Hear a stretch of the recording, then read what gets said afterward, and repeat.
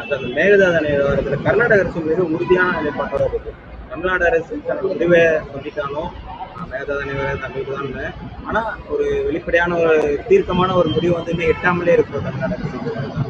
தமிழ்நாடு அரசோட ஸ்டாண்ட் எப்படி?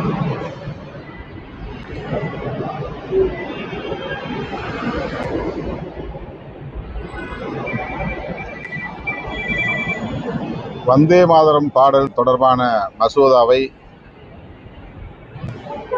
மாநிலங்களவையில் நிறைவேற்றி பின்னர் மக்களவையில் அறிமுகப்படுத்திய சில நிமிடங்களில் அவையை ஒத்திவைத்து விட்டார்கள். ஒரு சில நாடாளுமன்ற உறுப்பினர்கள் மட்டுமே பேச முடிந்தது. கூச்சல் குழப்பங்களுக்கு இடையில் அந்த சட்ட மசோதாவை நிறைவேற்றி அவையை மக்களவைத் தலைவர் ஒத்திவைத்து விட்டார்.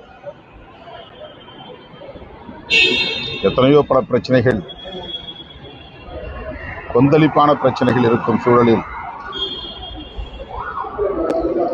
இந்த வந்தே மாதரம் பாடல் மசோதா பாஜக அரசுக்கு முக்கியமான ஒன்றாக இருக்கிறது. அது தொடர்பாக தமிழ்நாட்டை தவிர வேறு எந்த மாநிலத்திலும் மாநிலங்களை சார்ந்த நாடாளுமன்ற உறுப்பினர்களும்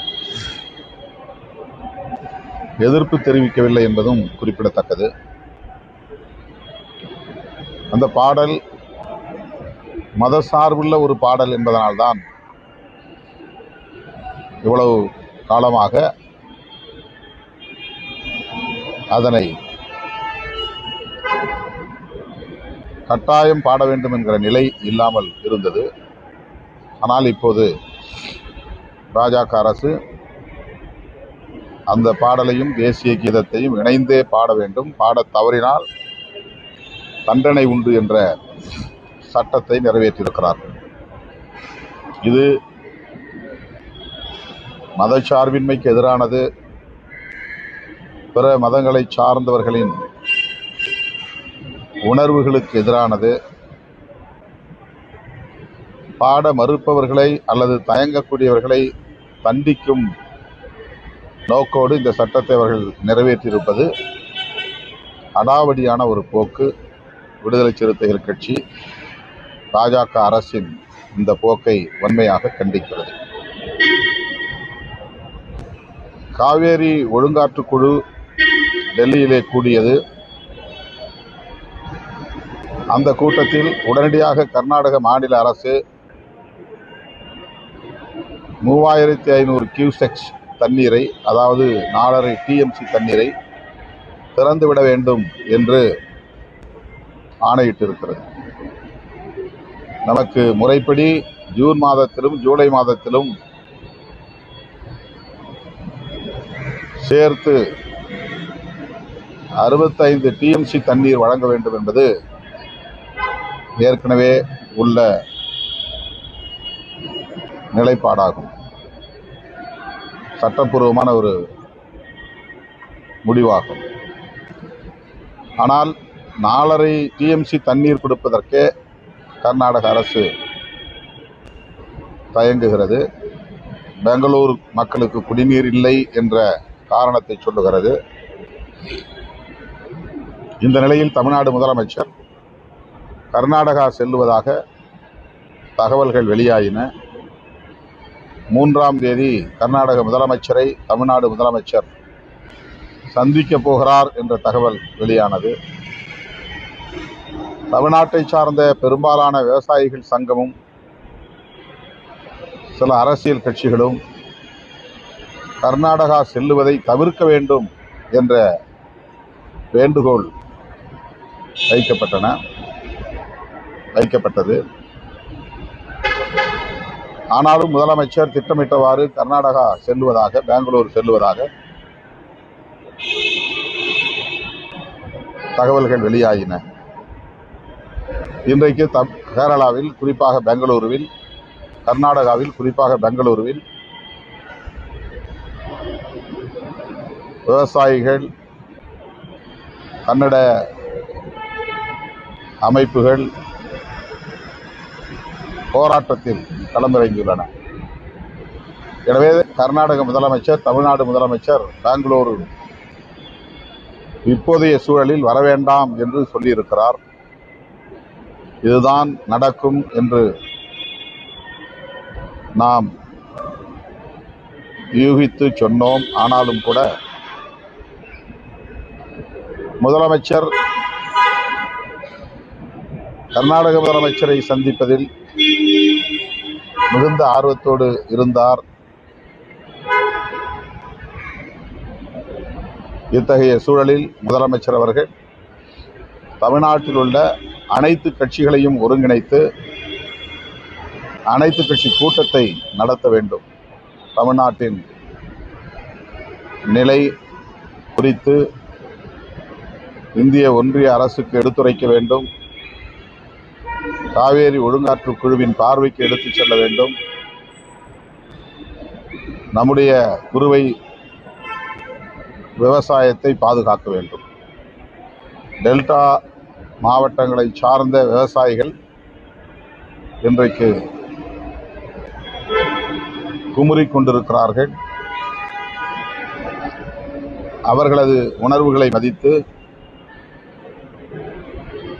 அனைத்து கட்சி கூட்டத்தை உடனடியாக கூட்ட வேண்டும் என்று மாண்புமிகு தமிழ்நாடு முதலமைச்சர் அவர்களுக்கு விடுதலை சிறுத்தைகள் கட்சி வேண்டுகோள் விடுக்கிறது.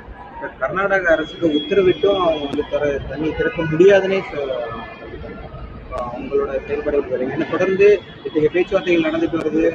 அதுக்காக அமைக்கப்பட்ட ஒரு பொதுவான மன்றமே உத்தரவிட்டும் அவங்க திறக்க மறுப்பதற்கான காரணம், திறக்க மறுப்பது வந்து தமிழக அரசு ஒரு மென்மைத்தன்மையோட கையாளுகிறது.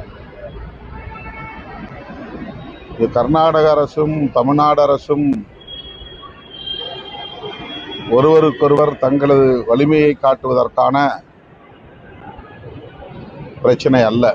அப்படி பிரச்சனையை மாநில அரசுகளுக்கு இடையில் கொண்டு போகவும் முடியாது. இரண்டு மாநிலங்களுக்கு இடையிலான பிரச்சனை தான் என்றாலும் கூட இந்திய ஒன்றிய அரசுக்கு இது பெரும் பொறுப்பு இருக்கிறது. அதனால்தான் காவேரி ஒழுங்காற்று குழு இதில் தலையீடு செய்திருக்கிறது. மிக மிக குறைந்த அளவில் அல்லது சொற்ப அளவில் தண்ணீரை தமிழ்நாட்டுக்கு திறந்துவிட வேண்டும் என்று சொல்லியும் கூட தமிழ்நாடு அரசு, தமிழ்நாட்டு மக்கள் முன்வைத்த கோரிக்கையை, காவேரி ஒழுங்காற்று குழு வெளியிட்ட ஆணையை கர்நாடக மாநில அரசு ஏற்கவில்லை, அவமதிக்கிறது. இது மிகவும் முக்கியமான ஒரு பிரச்சனை என்பதால் காலம் தாழ்த்தாமல் முதலமைச்சர் அனைத்து கட்சி கூட்டத்தை கூட்ட வேண்டும். அனைத்து கட்சி கூட்டத்தை கூட்டாமலே அவங்க சந்திக்க திட்டமிடுறது. அவங்க எல்லாருமே மீட் பண்றாங்க. எல்லா கட்சியிலும் சேர்ந்தவரும் டி.கே. சிவகுமாரை மீட் பண்றாங்க. அவர் டெல்லி போய் பார்க்கறாரு, நீர்வளத்துறை அமைச்சர் சந்திக்கிறாரு. அவங்க மும்முரமா இருக்காங்க. மேகதாது விவகாரத்துல தண்ணி திறக்கக்கூடாது, மேகதாது. ஆனா தமிழ்நாடு அரசு யாருமே சந்திக்கல. ஒரு லெட்டர் எழுதுறதோட சரி, அனைத்து கட்சி கூட்டத்தை கூட்டாம இருக்கிறத வந்து காலம் தாழ்த்துவது வந்து நேரில் சந்தித்து முறையிடலாம் என்று முதல்வர் எண்ணியிருக்கலாம். அங்கே அவர்கள் இசைவு தந்ததன் அடிப்படையில் தான் அந்த தேதி குறிக்கப்பட்டிருக்கும். கர்நாடக அரசு இப்போது பின்வாங்குகிறது. ஆகவே இரு மாநில முதலமைச்சர்கள் சந்தித்துக் கொள்வதற்கான ஒரு சூழல் இருக்கிற போது சந்தித்த பின்னர் நிலைமையை அறிந்து அனைத்து கட்சி கூட்டத்தை கூட்டலாம் என்பது தமிழ்நாடு அரசின் நோக்கமாக இருந்தது.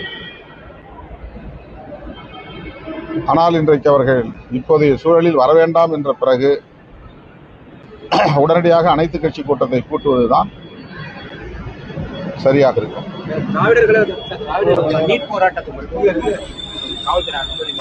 தமிழர் கழகம் எந்த அரசியல் கட்சிக்கும் எதிரான இயக்கம் இல்லை. ஆளும் கட்சியாக இருந்தாலும் எதிர்கட்சியாக இருந்தாலும் எல்லா அரசியல் கட்சிகளோடும் இணக்கமாக இயங்குகிற ஒரு கழகம் திராவிடர் கழகம். கொள்கை அடிப்படையில் சில கட்சிகளோடு கொள்கை சார்ந்த விமர்சனங்களை முன்வைக்கிற ஒரு இயக்கம்.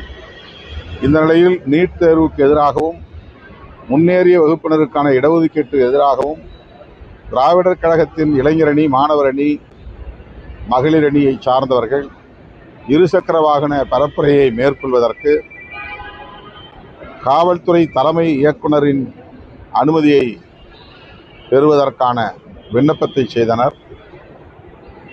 ஆனால் திடுமென கடைசி நேரத்தில் அனுமதி மறுக்கப்பட்டிருக்கிறது. முதலமைச்சர் இதிலே உடனே தலையிட வேண்டும், அந்த பரப்புரைக்கு அனுமதி வழங்க வேண்டும். அனுமதி மறுத்தது ஏற்புடையதல்ல, ஜனநாயக விரோத நடவடிக்கை என்பதையும் விடுதலை சிறுத்தைகள் கட்சி சுட்டிக்காட்ட விரும்புகிறது. ஜனநாயக போராட்டங்களுக்கு